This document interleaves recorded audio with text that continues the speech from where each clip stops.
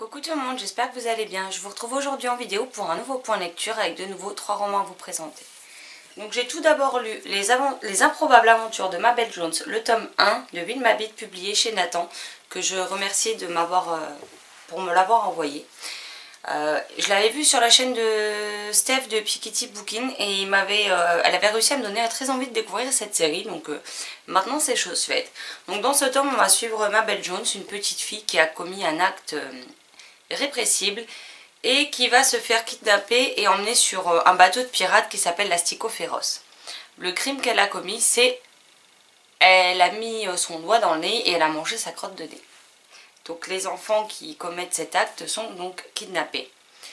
Le capitaine du bateau qui s'appelle, alors il a un nom à rallonge donc je ne me souviens jamais de son nom, le capitaine Idriss Ebenezer Split, voilà. Qui ne voit pas d'un bon oeil que ce soit une petite fille parce qu'il s'attendait à ce que ce soit un garçon qui arrive sur son bateau. Et tout l'équipage va poser bien des problèmes à Mabel Jones, qui est une petite fille très intrépide, très maligne. Elle n'a pas non plus sa langue dans sa poche. Elle n'hésitera pas à jouer des coudes et à mordre s'il le faut pour se libérer. Et elle va être embarquée avec tout cet équipage à travers une quête. Parce que si elle veut retourner chez elle, son seul moyen ce sera de les aider à décrypter une feuille blanche. Donc il y a une façon de découvrir ce qu'il y avait écrit dessus, mais je vous laisserai découvrir ce qu'il en est. Et ensuite accomplir cette quête pour réussir à rentrer au final chez elle et que le capitaine du bateau soit content et comme ça il ne lui posera plus de problème. J'ai vraiment beaucoup aimé, c'est vraiment un roman d'aventure un petit peu décalé quand même, hein. Et puis c'est rare qu'on voit des histoires de pirates dans les livres jeunesse, donc ça change. On a un humour très anglais, donc par contre si vous n'êtes pas trop susceptible à l'humour anglais, pas trop réceptif plutôt, à l'humour anglais, je sais pas si ça passera. Moi c'est... Il y a des choses qui sont passées, il y a des choses qui m'ont pas fait sourire, mais bon après... c'est chacun son humour, hein, j'ai envie de vous dire. Mais c'est un bon roman, un bon premier tome qui nous emmène vraiment dans des aventures improbables. Ça, le titre, et il est parfait pour ça. Et j'ai beaucoup aimé les mystères qui règnent autour, le caractère de Mabel Jones qui au final va se révéler assez surprenante tout au long de cette mission justement. Et j'ai hâte de découvrir la suite pour voir dans quelles aventures elle va encore se retrouver malgré elle. Mais vraiment un livre jeunesse qui pourra, même si l'héroïne est une fille, je pense qu'il pourra convenir aussi bien à des enfants, filles que garçons. Et je ne sais pas si c'est écrit à partir de quel âge il est conseillé. Moi j'irai à partir de 9-10 ans. En plus j'aime beaucoup parce que vous avez une carte à l'intérieur. Vous voyez, vous avez des choses comme ça. Donc les passages qui font un peu peur, ils vous mettent par exemple stop, arrêtez tout. Et vous avez des passages beaucoup plus gros. Et en fait les passages un peu plus flippants sont censurés et on n'a pas les détails. Donc comme ça évitera de faire peur aux plus jeunes. Mais après ouais 9-10 ans parce qu'il y a quand même pas mal à lire pour un enfant de cet âge là. Mais je pense que ça pourra plaire à plus d'un jeune lecteur. Donc voilà. J'ai ensuite lu un livre que j'ai gagné grâce à ma copine Anso qui a participé au concours pour me le faire remporter et elle a été tirée au sort. Donc j'ai reçu Presque jeune, presque jolie, de nouveau célibataire de Stéphanie Pellerin, publié aux éditions Mazarine. Ce livre, je le voyais passer depuis un petit moment et c'est vrai qu'il me faisait super envie mais je ne l'avais pas encore acheté. Donc j'étais heureuse de le remporter sans compter qu'en plus il est dédicacé donc c'est juste génial. Et c'est un livre qui est assez court hein, parce qu'il fait 195 pages. Donc ici on va suivre Ivana qui au bout de 8 ans de relation avec... Je sais pas pourquoi j'allais l'appeler Bastien, c'est Baptiste mais c'est pas grave. Qu'au bout de 8 ans de relation avec Baptiste, Baptiste lui apprend qu'il en aime une autre et qu'il veut arrêter leur relation. Sachant qu'elle elle n'était pas du tout du coin, à la base elle est du sud et elle a tout laissé là-bas puisque... Son père ne fait pas partie de sa vie, sa mère avait des problèmes entre autres d'alcoolémisme, elle n'était pas capable de s'occuper d'elle-même et encore moins de sa fille, donc sa fille a dû très vite se prendre en charge. Et quand elle a rencontré Baptiste, ils sont partis s'installer ensemble à la capitale, il me semble que c'est. Et Du coup, on va la suivre au moment où elle apprend la rupture, etc. Elle va avoir toute une phase où elle va tout d'abord se rapprocher des professeurs de sport du lycée dans lequel elle enseigne, puisqu'elle est prof de français. Elle va avoir une aventure d'un soir avec un des profs qui ne va pas se gêner pour répandre le bruit partout. Donc elle ne sait pas trop comment réagir, elle se dit, elle se demande ce que les gens vont penser d'elle, etc. Et puis elle décide de s'inscrire sur des sites de rencontres. Donc elle va tomber sur les types d'hommes les plus improbables qui soient, hein, clairement. Ceux qui ne sont pas là pour rencontrer l'amour, mais juste pour un plan cul. Et on la voit un peu perdue face à cette situation parce que ça fait tellement longtemps qu'elle est en couple et elle était en couple assez jeune. Donc c'est vrai que pour elle, ben, c'est difficile de remettre le pied à l'étrier pour sortir dehors, faire des rencontres, trouver quelqu'un avec qui partager ses passions, ses espoirs, ses peurs, ses doutes.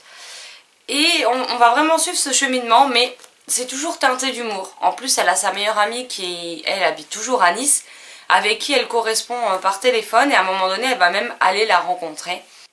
Donc on va vraiment suivre le parcours d'une trentenaire qui, du jour au lendemain, se retrouve seule, à qui la solitude pèse, qui pense qu'elle n'arrivera plus jamais à trouver l'amour, qui essaye malgré tout assez maladroitement, mais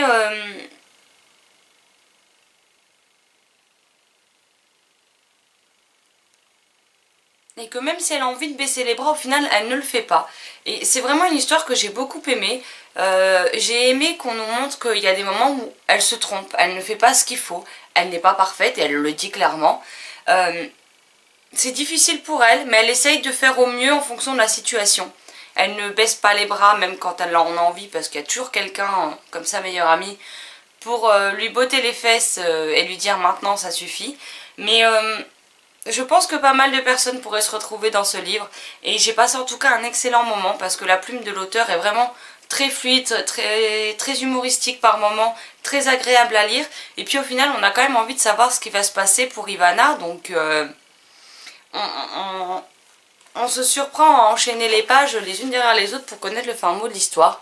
Après voilà, c'est quand même écrit relativement gros. Après j'ai trouvé que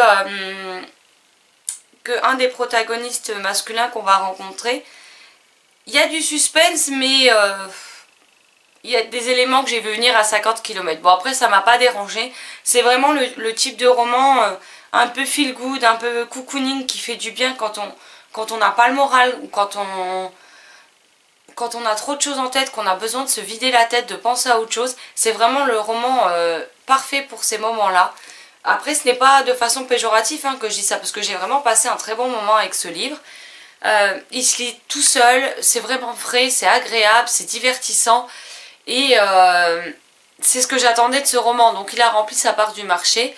Et donc je lui ai mis, je crois, la note de 16 ou 17 sur Livre Addict, quelque chose comme ça. Donc ça prouve que j'ai quand même passé un très bon moment avec. Et je pense que ouais, qu'il y a des moments où il faut sortir ce type d'ouvrage justement pour penser à autre chose et pouvoir souffler un petit peu dans sa vie de tous les jours. Et le dernier livre que je vais vous présenter, le premier tome d'une série jeunesse que j'ai reçu grâce à Cultura. Et donc le premier tome de La Team, donc Plus forte ensemble, de Elisabeth Barfetti, publié chez Rajo. Donc à l'heure actuelle j'ai regardé le tome 2, j'ai pas encore vu de date de sortie. Donc c'est un très court roman, comme vous pouvez le voir, il fait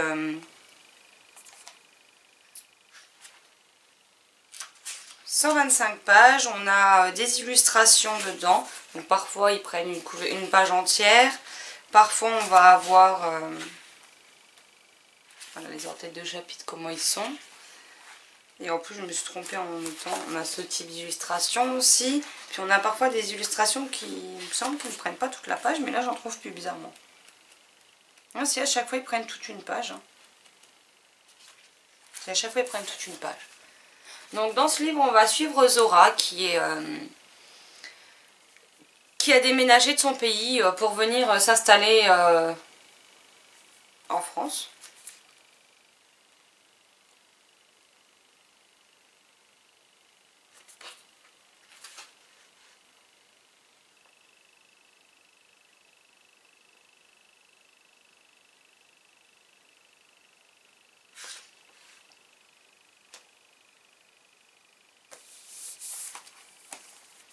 Donc elle a quitté le pays où elle vivait avec son frère et ses parents pour venir vivre en France. Et c'est pas toujours facile pour elle, puisque c'est une fille qui a 13 ans et qui est quand même, je crois que c'est 13 ou 14 ans, et qui est très grande puisqu'elle mesure déjà 1,80 m. Dans sa famille, ce sont tous des basketteurs, ils aiment tous ça. Et ils ne se voient pas arrêter le basket tout simplement. Donc en fait, on va suivre son parcours aussi bien dans sa nouvelle école en 5e que dans sa nouvelle équipe de basket, parce que voilà, elle avait une équipe, elle avait des amis au collège, etc. Mais là, il faut qu'elle reconstruise tout du début. Donc elle va se rendre au premier entraînement de la saison pour le basket. Elle va faire partie de la team qui disputera des matchs à l'extérieur ou chez eux, et qui feront donc des compétitions, parce qu'il y a deux teams, celles qui sont là pour se vider la tête, faire du sport, mais qui ne sont pas dans un esprit de compétition, et l'équipe qui partira donc en compétition. Donc il y a Zora, Soyoon, j'espère que ça se prononce comme ça, Joy, Lila et Laurie. Et si tout se passe très bien avec ses copines de basket, ce n'est pas la même chose au collège, puisqu'elle est vite jugée sur son physique, parce qu'elle est très grande, donc elle a le droit à des moqueries, à des jugements, à des critiques dignes de gamins de 10 ans, hein, clairement. À de la méchanceté gratuite. D'autres personnes du lycée vont être critiquées sur leur apparence physique par rapport par exemple à leur poids, qu'ils soient trop minces ou qu'ils aient des kilos en plus que la moyenne. Certains vont être critiqués par rapport à leur ethnie. On voit que certes les adultes ne sont pas tendres entre eux, mais les enfants sont souvent quand même les plus méchants entre eux dans leurs paroles. Et c'est vrai qu'on nous montre ce que ça fait d'être différente, de se retrouver déjà dans un nouveau collège, sachant qu'on ne connaît personne et que les autres se connaissent depuis 1 an, mais aussi que quand on est différente, on est beaucoup moins vite apprécié. Donc une des élèves, Manon, très populaire, entourée de plein de garçons, de plein de copines qui la suivent comme un petit toutou, hein, comme ce qu'on peut voir le cliché type des lycées américains, va se rapprocher d'elle et va essayer de transformer notre héroïne Zora. Donc on va suivre toute cette évolution au cours de l'année scolaire. Et j'ai beaucoup aimé la direction que l'auteur a prise, parce que tout n'est pas simple, elle ne cède pas la facilité. Elle nous montre que parfois on est tenté de changer pour plaire aux autres, mais est-ce que ça en vaut vraiment le coup? Donc voilà, j'en dirai pas plus parce qu'elle est quand même très courte et ça fait déjà un moment que je blablate sur l'histoire en elle-même. Mais j'ai trouvé Zora très attachante. J'ai bien aimé qu'on voie aussi son frère, même si j'espère qu'on le verra un petit peu plus, puisqu'il est plus grand qu'elle, qu'on le verra un petit peu plus par la suite. J'ai aimé découvrir vraiment cette équipe de filles, de basketteuses qui sont très soudées, très proches, qui sont vraiment de vraies amies au final. Elles ne jugent pas, elles ne critiquent pas, elles sont là pour s'épauler, pour s'écouter, pour s'encourager. Et j'ai vraiment aimé cette amitié entre les 5 filles. Et en tout cas, je lirai la suite avec un grand plaisir dès qu'elle sortira. Donc voilà, donc là j'ai lu surtout 2 romans jeunesse et 2 premiers tomes de romans jeunesse. Et donc celui-ci je le conseille, ouais, pour le collège, pardon. Donc vers 11-12 ans quoi, hein, pour la team. Et un livre plus roman feel good adulte. Et c'est vrai que j'ai passé de très bons moments avec toutes ces lectures, puisque j'ai mis la note de 4 sur 5 à chacun des livres, je crois.